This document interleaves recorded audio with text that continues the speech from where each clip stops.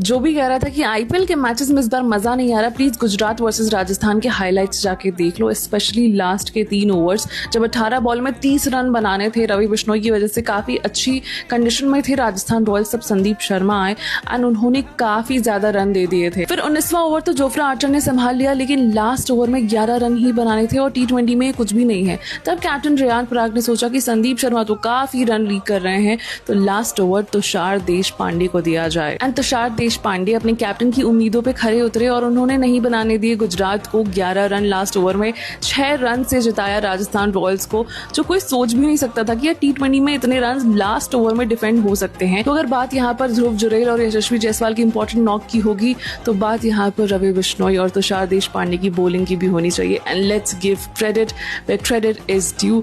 रियान पराग के ऊपर बहुत सवाल उठाए गए हैं एज अ कैप्टन एंड वो हर मैच में अपने आप को प्रूव भी करते आ रहे हैं, तो जहां तारीफ बनती है तारीफ करो।